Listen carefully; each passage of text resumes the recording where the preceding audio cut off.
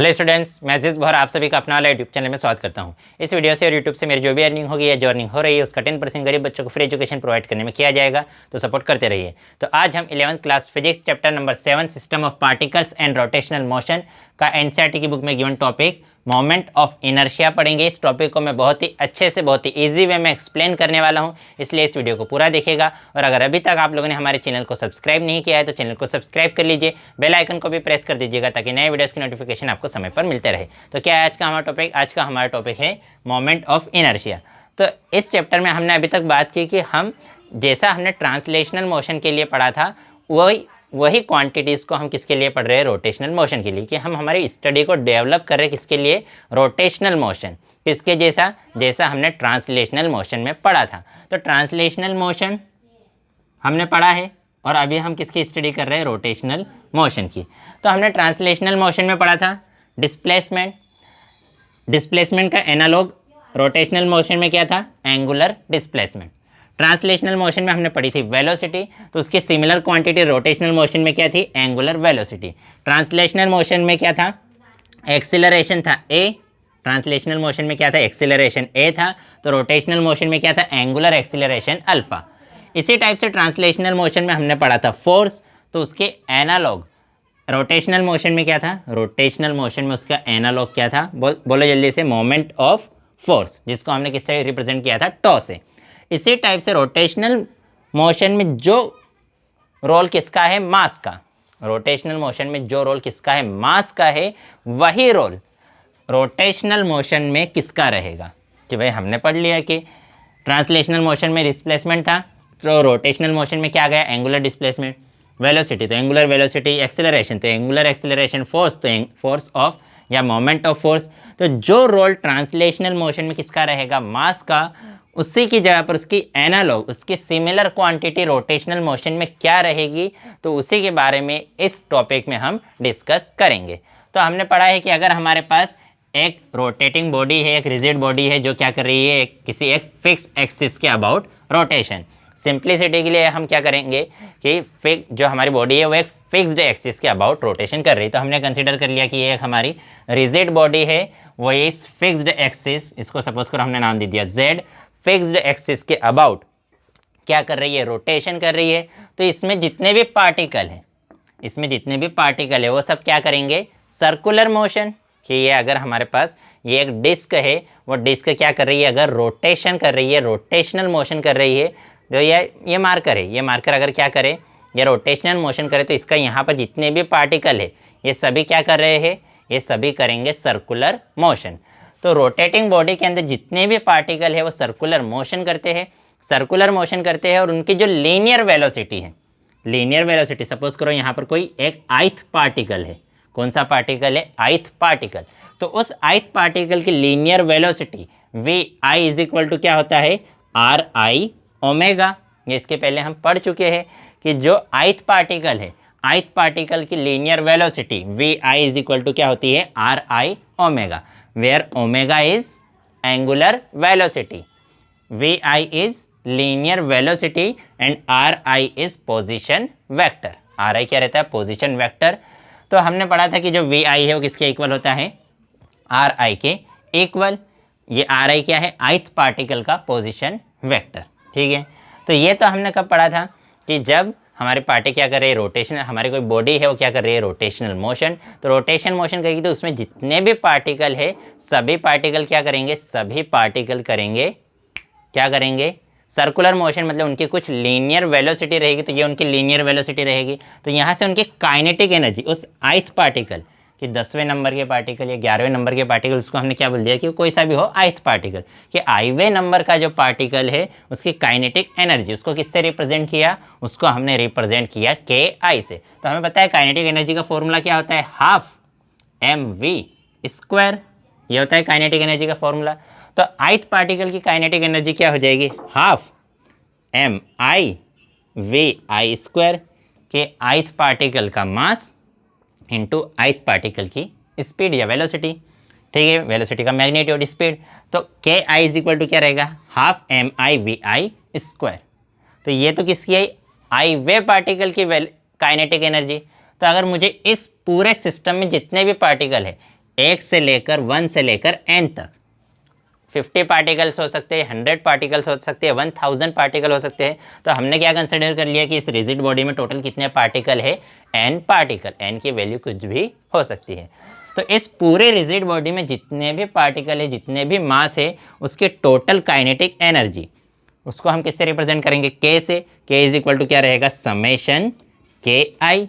ये सब हम पढ़ चुके हैं। समेशन के आई मतलब पहले पार्टिकल की काइनेटिक एनर्जी है k1, दूसरे की k2, दूसरे पार्टिकल की काइनेटिक एनर्जी k2, ऐसे n पार्टिकल, nवे पार्टिकल की काइनेटिक एनर्जी कितनी हो जाएगी, kn।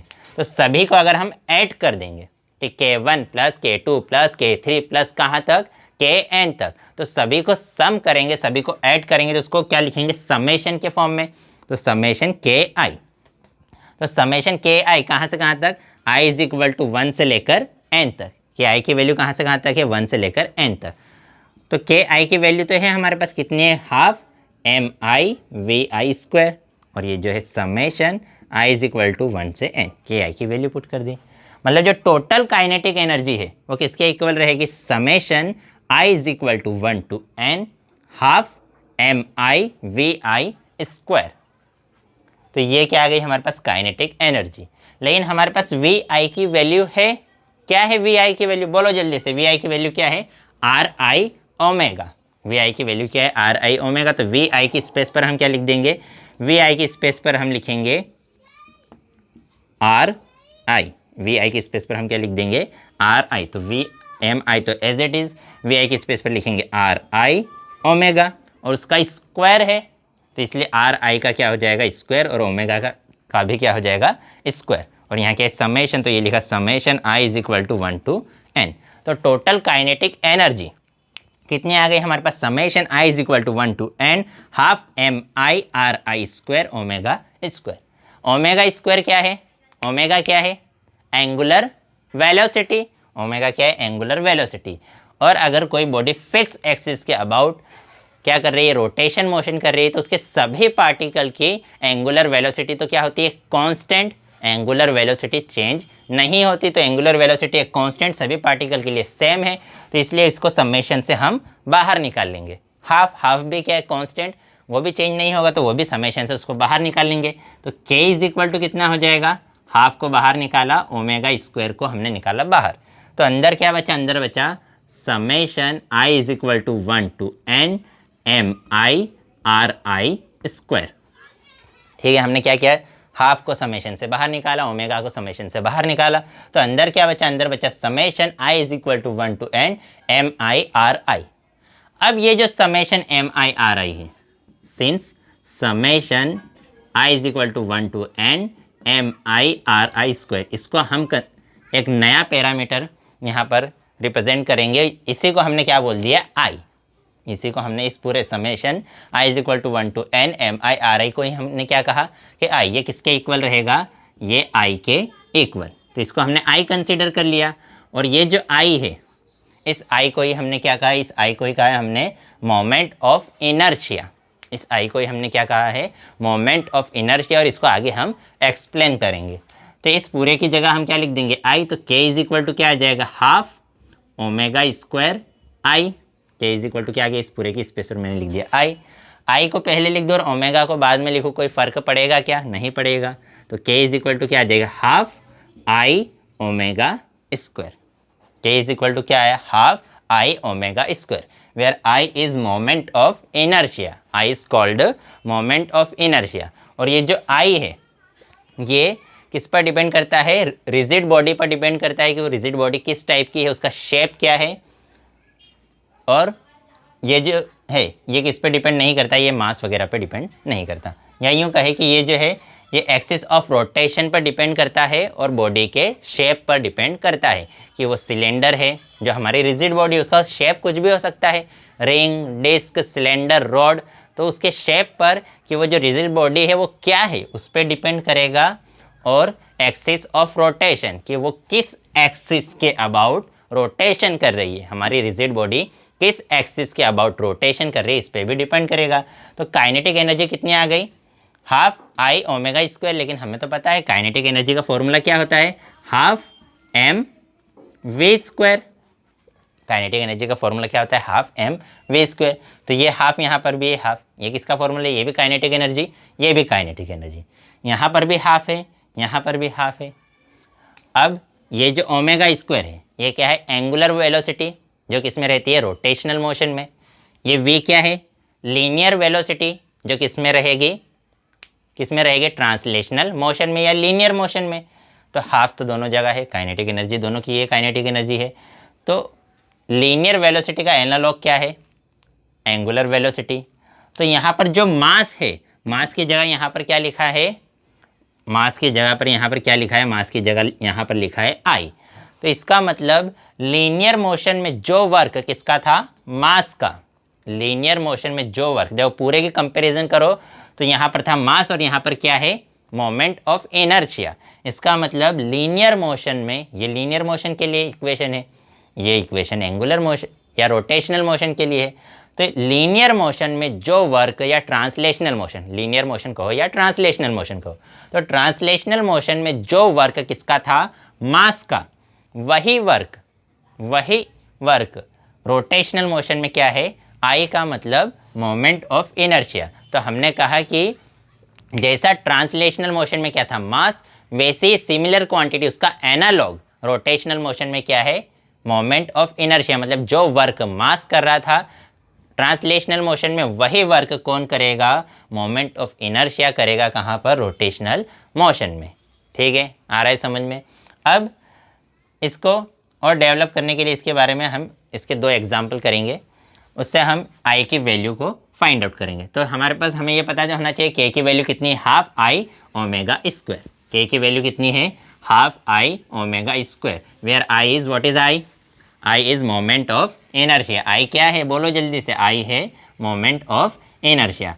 तो अगर हमारे पास एक रिंग है, हमने एक कंसिडर कर लिया कि हमारे पास क्या है, जल्दी से बोलो क्या है, एक रिंग है। रिंग मतलब जो हम हाथ में रिंग पहनते हैं उसका शेप, या यूँ कहे जो घर में या जो गर्ल्स जो चूड़ियाँ पहनती है, बैंगल्स पहनती है, उसका शेप वो कैसा है, रिंग है। तो अगर हमारे पास एक रिंग है, ठीक है, हमारे पास क्या है, एक रिंग है। ठीक है, मेरे थोड़ी ड्राइंग ख़राब है, एडजस्ट कर लेना। तो रिंग है, उस रिंग का हमने रेडियस कंसीडर कर लिया, कितना है, आर। रिंग का रेडियस कितना है, आर, और उसका टोटल मास कितना है, कैपिटल एम। और वो इसके एक्सिस के, जेड एक्सिस के अबाउट क्या कर रही है, रोटेशन। ये हमारी सपोज करो रिंग है, और इस एक्सिस के अबाउट रिंग क्या कर रही है, रोटेशन कर रही है, रोटेशनल मोशन। तो ये जो एक्सिस है, ये रिंग के प्लेन के परपेंडिकुलर, ये रिंग है और रिंग के प्लेन के परपेंडिकुलर जो उसके सेंटर से पास हो रहा है। तो सेंटर से पास हो रहा है उसका एक एक्सिस, और वो रिंग के प्लेन के कैसा है, परपेंडिकुलर। तो इस एक्सिस के अबाउट रिंग क्या कर रही है, रोटेशन या रोटेशनल मोशन कर रही है। उसका रेडियस कितना है, आर, और उसका टोटल मास कितना है, एम। तो मुझे ये बताओ कि इसकी सभी पार्टिकल्स की, या यूँ सपोज करें यहाँ पर एक मास एलिमेंट ले, ठीक है, यहाँ पर एक मास एलिमेंट ले, यहाँ पर एक मास एलिमेंट ले। तो सभी मास एलिमेंट की जो सेंटर है या जो एक्सिस ऑफ रोटेशन है, जिस एक्सिस के अबाउट हमारी रिंग क्या कर रही है, इस प्रकार, इस टाइप से रिंग हमारी क्या कर रही है, रोटेशनल मोशन कर रही है। रिंग क्या कर रही है, रोटेशनल मोशन। तो सभी मास एलिमेंट की, यहाँ से अगर छोटा सा मास उठाई, यहाँ से कहीं से भी रिंग के किसी भी पॉइंट से अगर हम छोटा सा मास एलिमेंट उठाए, तो उसी सभी की जो सेंटर है, सेंटर से डिस्टेंस कितनी रहेगी, सेम रहेगी, इक्वल रहेगी, कितनी रहेगी, आर। तो सभी मास एलिमेंट की स्पीड, मतलब v इज इक्वल टू कितनी रहेगी, आर ओमेगा। यही होता है ना, सभी की डिस्टेंस, स्पीड मतलब मैग्नीट्यूड ऑफ वेलोसिटी। तो वेलोसिटी का जो मैग्नीट्यूड है उसी को हम क्या कहते हैं, स्पीड। तो स्पीड इज इक्वल टू क्या रहेगी, R omega, where R is position vector, magnitude of position vector, या यूँ कहे सेंटर से इस मास एलिमेंट की डिस्टेंस, और ओमेगा क्या है, एंगुलर वेलोसिटी। ओमेगा क्या है, एंगुलर वेलोसिटी। तो हमें पता है k इज इक्वल टू क्या होता है, half M V square. Capital M क्यों लिखा, क्योंकि हमने उसका टोटल मास क्या कंसीडर किया है, कैपिटल एम। तो वी के स्पेस पर उसकी वैल्यू पुट कर देते हैं। तो हाफ कैपिटल एम, वी के स्पेस पर क्या लिखेंगे, आर ओमेगा, और उसका स्क्वायर है इसलिए आर का भी स्क्वायर आ जाएगा, ओमेगा का भी स्क्वायर। तो काइनेटिक एनर्जी कितनी आ गई हमारे पास, half M R square omega square. लेकिन हमने अभी पढ़ा कि रोटेशनल मोशन में तो काइनेटिक एनर्जी का फॉर्मूला क्या होता है, half I omega square. Rotational motion में काइनेटिक एनर्जी का किससे रिप्रेजेंट करते हैं, K is equal to half I omega square. तो हाफ यहाँ भी, हाफ यहाँ भी, ओमेगा स्क्वायर यहाँ पर भी है, ओमेगा स्क्वायर यहाँ पर भी है। तो आई की स्पेस पर यहाँ पर क्या लिखा है, एम आर स्क्वायर, मतलब आई किसके इक्वल है, एम आर स्क्वायर के इक्वल। इन दोनों की अगर हम कंपेरिजन करें, इन दोनों की क्या करें, अगर हम कंपेरिजन करें तो आई के स्पेस पर यहाँ पर क्या लिखा है, एम आर स्क्वायर। तो आई किसके इक्वल रहेगा, एम आर स्क्वायर के equal, where I is moment of inertia. I क्या है, मोमेंट ऑफ इनर्शिया है। इसका मतलब अगर हमारे पास कोई रिंग है, क्या है हमारे पास कोई रिंग, तो उस रिंग का moment of inertia about the axis which is perpendicular to its plane, कि जो रिंग है उसके प्लेन के परपेंडिकुलर अगर कोई एक्सिस है और उस एक्सिस के अबाउट अगर रिंग क्या कर रही है, रोटेशनल मोशन कर रही है, तो उसका मोमेंट ऑफ इनर्शिया आई की वैल्यू कितनी रहेगी, एम आर स्क्वायर। ये रिंग थी, क्या थी हमारे पास, रिंग, उसके परपेंडिकुलर क्या था, एक एक्सिस, उस एक्सिस के अबाउट रिंग क्या कर रही है, रोटेशनल मोशन। तो उस रिंग के लिए आई की वैल्यू कितनी रहेगी, आई मतलब मोमेंट ऑफ इनर्शिया की वैल्यू कितनी रहेगी, एम आर स्क्वायर। अब हमने क्या कहा कि मास, ट्रांसलेशनल मोशन में मास करता क्या है, वही वर्क रोटेशनल मोशन में कौन करता है, मोमेंट ऑफ इनर्शिया। तो इसी एग्जांपल को हम एक और, इसी आई की वैल्यू हम एक और एग्जांपल के लिए फाइंड आउट करेंगे। तो हमने कंसिडर किया कि हमारे पास एक लाइट वेट रोड है, ठीक है, एक रोड है जिसका मास कितना है, नेग्लिजिबल, अप्रॉक्सीमेट 0 है। उसके दो एंड पर दो मास है, यहाँ पर है मास m/2, इस पॉइंट पर भी एक मास रखा है m/2। इस रोड की लेंथ है l, इस रोड की पूरी लेंथ कितनी है, l। ये रोड, इसके सेंटर पॉइंट पर एक एक्सिस है, उस एक्सिस के अबाउट क्या कर रही है, रोटेशनल मोशन। इस सेंटर पॉइंट को मैंने नाम दे दिया O। तो सेंटर से इस पॉइंट को मैं नाम दे देता हूँ A, इस पॉइंट को नाम दे देता हूँ B। तो ये लेंथ कितनी हो जाएगी, l/2। A से O की लेंथ भी कितनी हो जाएगी, l/2। देखो पूरी लेंथ कितनी है रोड की, रोड की लेंथ है l। रोड का मास कितना है, नेग्लिजिबल है, अप्रोक्सीमेट 0 है। पॉइंट ए पर एक मास रखा है, इस पूरी रोड का तो कोई मास नहीं है, लेकिन पॉइंट ए पर एक दूसरा मास रखा है जिसकी वैल्यू कितनी है, m/2। पॉइंट बी पर एक दूसरा मास रखा है जिसकी वैल्यू भी कितनी है, m/2।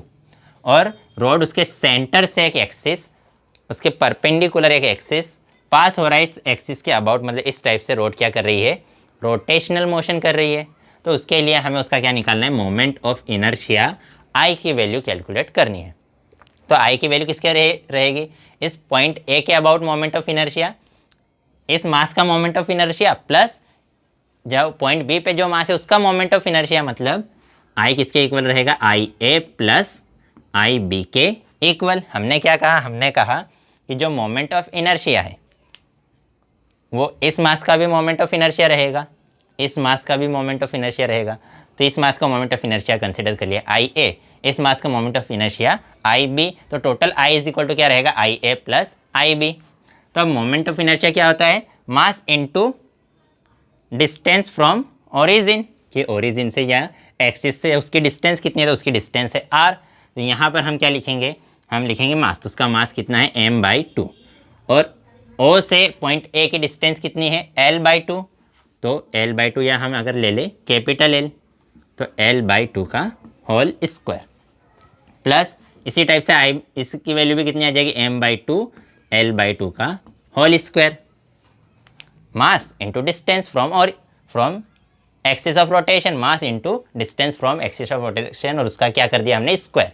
तो ये और ये दोनों वैल्यू सेम है, तो 1 + 1 कितना हो जाएगा, 2। तो हमारे पास वैल्यू कितनी आ जाएगी, 2m/2, l का क्या किया हमने, स्क्वायर, और 2 का भी क्या कर दिया, स्क्वायर 4। क्या किया हमने, ये 1 और ये पूरी दोनों सेम क्वांटिटी है, तो ये 1 और 1 कितना हो गया, 2। अब इस 2 से ये 2 कैंसिल, तो आई की वैल्यू कितनी आ गई, ml²/4। तो इस रोड का मोमेंट ऑफ इनर्शिया कितना आया, ml²/4। तो इसका हमारा रिंग का मोमेंट ऑफ इनर्शिया अलग था, रोड का जिसके दो पॉइंट्स पर दो मास रखे थे, उसका मोमेंट ऑफ इनर्शिया अलग आया। तो अलग अलग बॉडीज़ का मोमेंट ऑफ इनर्शिया क्या होता है, अलग अलग शेप और साइज़ कि बॉडीज़ का मोमेंट ऑफ इनर्शिया कैसा रहेगा, अलग अलग रहेगा। और उसी के साथ कि वो किस एक्सिस के अबाउट रोटेशन कर रही है, वो किस एक्सिस कि जैसे ये इस एक्सिस के अबाउट रोटेशन कर रही थी, उसके बजाय अगर वो इस वाले एक्सिस के अबाउट रोटेशन करे तो उसका मोमेंट ऑफ इनर्शिया कुछ और रहेगा। कि उसका एक्सिस ऑफ रोटेशन क्या है, उसका ओरिएंटेशन क्या है, उसकी पोजीशन क्या है, इस सभी पर क्या डिपेंड करता है, हमारा मोमेंट ऑफ इनर्शिया। बॉडी के शेप पर कि सिलेंडर का मोमेंट ऑफ इनर्शिया अलग रहेगा, रोड का अलग, रिंग का अलग, डिस्क का अलग, स्फेयर का अलग। और उसी के साथ साथ कि अगर रिंग है तो उसी रिंग का अगर वो परपेंडिकुलर एक्सिस के अबाउट, इस एक्सिस के अबाउट रोटेशन करेगी तो मोमेंट ऑफ इनर्शिया अलग रहेगा। किसी और एक्सिस के अबाउट रोटेशन करेगी तो उसी बॉडी का मोमेंट ऑफ इनर्शिया चेंज हो जाएगा। तो axis of rotation plus shape and size पर भी डिपेंड करता है, क्या डिपेंड करता है, मोमेंट ऑफ इनर्शिया। तो मास क्या करता था ट्रांसलेशनल मोशन में, तो मास ट्रांसलेशनल मोशन में ये करता था कि वो चेंज इन मोशन को रजिस्ट करता था। कि मोशन में अगर कोई भी चेंज आ रहा है तो उसको क्या करता था, रजिस्ट करता था। उसी टाइप से मोमेंट ऑफ इनर्शिया क्या करेगा, रोटेशनल मोशन में होने वाले चेंज को अपोज करेगा, उसको रजिस्ट करेगा। कि अगर कोई बॉडी रोटेशनल मोशन कर रही है तो मोमेंट ऑफ इनर्शिया क्या करेगा, मोमेंट ऑफ इनर्शिया उसके रोटेशनल मोशन को क्या करेगा, रजिस्ट करेगा। उसके रोटेशनल मोशन में चेंज को क्या करेगा, रजिस्ट। तो जैसे जो मास था वो ट्रांसलेशनल मोशन में क्या था, वो ट्रांसलेशनल मोशन में क्या था मास, ट्रांसलेशनल मोशन में मास क्या था, मेजर ऑफ इट्स इनर्शिया, कि बॉडी के इनर्शिया का मेजरमेंट था। उसी टाइप से जो क्या है हमारा मोमेंट ऑफ इनर्शिया, वो रोटेशनल मोशन में, रोटेशनल मोशन में क्या है, रोटेशनल इनर्शिया का मेजर है। वो क्या है कि वो क्या कर रहा है, रोटेशनल मोशन में चेंज को रजिस्ट कर रहा है। मतलब वो क्या है कि उसके रोटेशनल इनर्शिया का क्या है, मेजर है। अब हमने क्या कहा, हमने कहा कि जो रिंग है, रिंग का उसके, ये रिंग है अगर हमारे पास, उस रिंग का उसके परपेंडिकुलर एक्सिस के अबाउट मोमेंट ऑफ इनर्शिया कितना होता है, आई की वैल्यू होती है mr²। अब अगर यही रिंग है और यही रिंग उसके डायमीटर के अलोंग अगर क्या करे, रोटेशन करे, तो उसका मोमेंट ऑफ इनर्शिया क्या हो जाएगा, चेंज, उसकी वैल्यू हो जाएगी mr²/2। उसके बाद अगर हमारे पास एक रॉड है, क्या है हमारे पास, रॉड है अगर, तो रॉड ले लेंगे, हाँ चलो एक रॉड लेते हैं। तो अगर हमारे पास एक रॉड है, तो रॉड अगर है तो उसका मोमेंट, स्पेलिंग गलत भी हो सकती है, ठीक है, मेरी इंग्लिश थोड़ी सी वीक है तो एडजस्ट कर लेना। तो उसका मोमेंट ऑफ इनर्शिया होता है ml²/12। अगर रॉड है जिसका मास कितना है m, इसके पहले जो रॉड ली थी वो मासलेस रॉड थी, अब यहाँ पर रॉड है उसका मास कितना है m, तो उस रॉड का moment of inertia about it's perpendicular axis कितना रहेगा, ml²/2। तो ये रिंग हो गई, ये उसके परपेंडिकुलर है, ये डायमीटर के अलोंग ये रोड है। फिर इसी टाइप से अगर हमारे पास डिस्क है तो उन सभी का मोमेंट ऑफ इनर्शिया अलग अलग रहेगा। तो जब यहाँ भी m सभी जगह पर है, तो इन सभी को एक सिमिलर फॉर्म में हम लिख सकते हैं mk²। दो यहाँ भी क्या है mr², यहाँ पर क्या है मोमेंट ऑफ इनर्शिया mr²/2, यहाँ पर क्या है मोमेंट ऑफ इनर्शिया ml²/12। तो सभी को सेम फॉर्म में हम क्या लिख सकते हैं, हम लिख सकते हैं mk²। क्या लिख सकते हैं, mk²। तो mk², तो यहाँ पर ये जो k है ये एक नई क्वांटिटी है जिसको हम बोलते हैं रेडियस ऑफ गायरेशन। क्या कहते हैं, रेडियस ऑफ गायरेशन। तो k इज न्यू पैरामीटर या न्यू एक नई क्वांटिटी जिसको हम क्या कहते हैं, it is called radius of gyration.